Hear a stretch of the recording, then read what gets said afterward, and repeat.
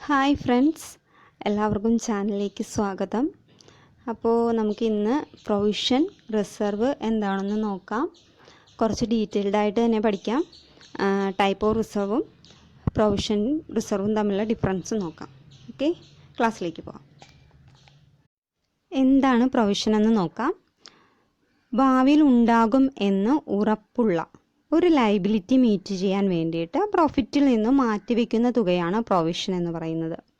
ഭാവിയിൽ ഉണ്ടാകുമെന്ന് ഉറപ്പാണ് ആ ലയബിലിറ്റി, നോൺ ലയബിലിറ്റിയാണ്. അപ്പോൾ നോൺ ലയബിലിറ്റിക്ക് വേണ്ടി മാറ്റിവെക്കുന്ന തുകയാണ് പ്രൊവിഷൻ. ബട്ട് അതിൻ്റെ എമൗണ്ട്, ആ സ്പെസിഫിക് എമൗണ്ട് അറിയാൻ സാധിക്കില്ല. സ്പെസിഫിക് എമൗണ്ട് അൺനോൺ ആയിരിക്കും, പക്ഷേ നോൺ ലയബിലിറ്റി ആയിരിക്കും. ഓക്കെ, അതിൻ്റെ എക്സാമ്പിൾ നോക്കാം. Provision for depreciation, provision for bad and doubtful debts, provision for taxation, provision for discount on debtors, provision for repairs and renewals. എന്താണ് reserve എന്ന് നോക്കാം. ഭാവിയിൽ ബിസിനസ്സിന് ആവശ്യമായിട്ടുള്ള കാര്യങ്ങൾ ചെയ്യാൻ വേണ്ടിയിട്ടോ അല്ലെങ്കിൽ ഭാവിയിൽ ഉണ്ടാകാവുന്ന ഒരു ലയബിലിറ്റി മീറ്റ് ചെയ്യാൻ വേണ്ടിയിട്ടോ പ്രോഫിറ്റിൽ നിന്നും മാറ്റിവെക്കുന്ന തുകയാണ് റിസർവ് എന്ന് പറയുന്നത്. ഭാവിയിൽ ആ ഒരു ലയബിലിറ്റി അത് അൺനോൺ ആണ്, എന്ത് ലയബിലിറ്റി ആണെന്ന് അറിയില്ല. ഭാവിയിൽ ചിലപ്പോൾ ലയബിലിറ്റി ഉണ്ടാവാം, അതൊക്കെ മീറ്റ് ചെയ്യാൻ വേണ്ടിയിട്ട് മാറ്റിവെക്കുന്ന തുകയാണ് റിസർവ്. എക്സാമ്പിൾ നോക്കാം. General reserve, workmen compensation fund, dividend equalisation reserve. ഇനി നമുക്ക് ഡിഫറൻസ് നോക്കാം. Provision is a charge against profit. പ്രോഫിറ്റിന്മേലുള്ള ഒരു ചാർജാണ് പ്രൊവിഷൻ എന്ന് പറയുന്നത്. Reserve is an appropriation of profit. പ്രോഫിറ്റിൻ്റെ ഒരു വിഹിതമാണ് റിസർവ് എന്ന് പറയുന്നത്. അതായത് നമ്മൾ പ്രൊവിഷൻ എങ്ങനെയാണ് പ്രോഫിറ്റ് ആൻഡ് ലോസ് അക്കൗണ്ടിൽ കാണിക്കുന്നത്? Profit and loss account debit സൈഡിൽ നമ്മൾ കാണിക്കും. അപ്പോൾ ഇൻകം നമ്മൾ ടോട്ടൽ ചെയ്തതിന് ശേഷം അതിൽ നിന്ന് എക്സ്പെൻസും പ്രൊവിഷനും ഒക്കെ മൈനസ് ചെയ്തതിന് ശേഷമാണ് നമ്മൾ പ്രോഫിറ്റ് കണ്ടുപിടിക്കുന്നത്, അല്ലേ?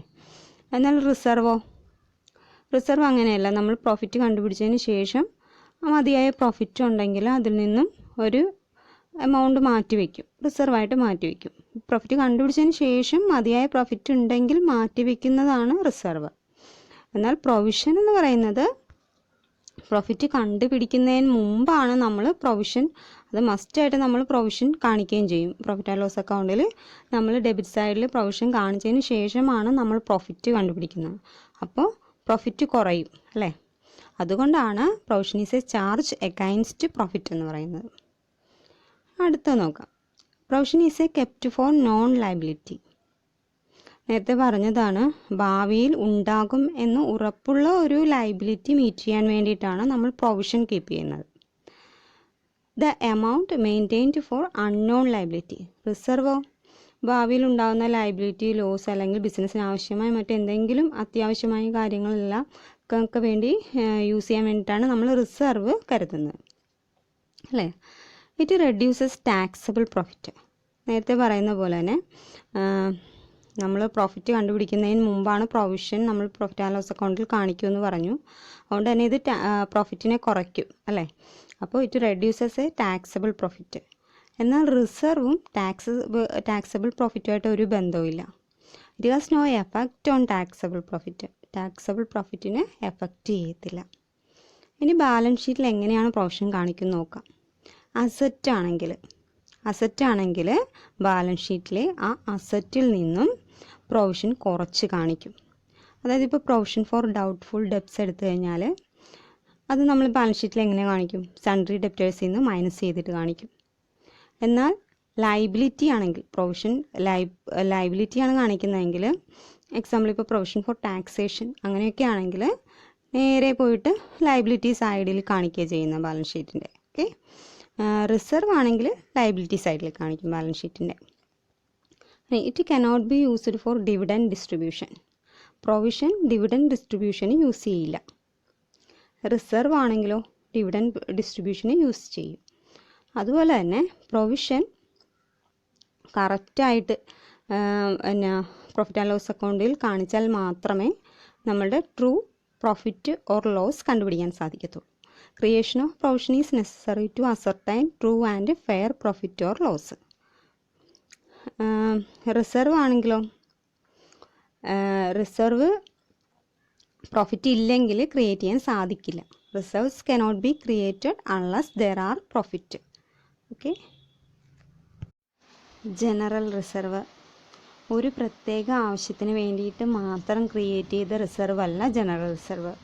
ബിസിനസ്സിൻ്റെ പൊതുവായ ആവശ്യങ്ങൾക്ക് വേണ്ടിയിട്ട് ക്രിയേറ്റ് ചെയ്ത റിസർവുകളെയാണ് ജനറൽ റിസർവ് എന്ന് പറയുന്നത്.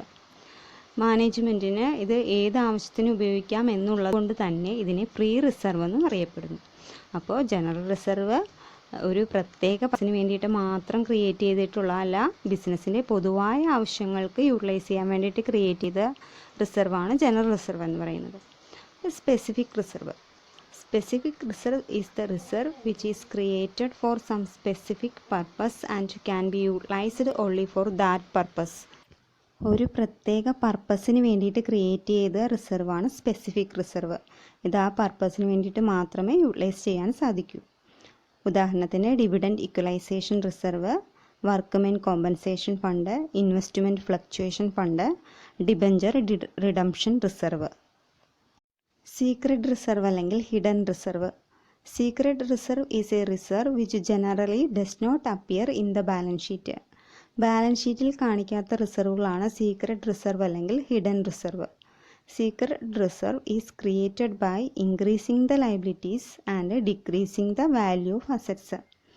അസറ്റിൻ്റെ വാല്യൂ കുറച്ച് കാണിച്ചുകൊണ്ടും ലയബിലിറ്റീസിൻ്റെ വാല്യൂസ് കൂട്ടി കാണിച്ചുകൊണ്ടുമാണ് സീക്രട്ട് റിസർവ് ക്രിയേറ്റ് ചെയ്യുന്നത്. It may also help to reduce the disclosed profit and also the tax liability.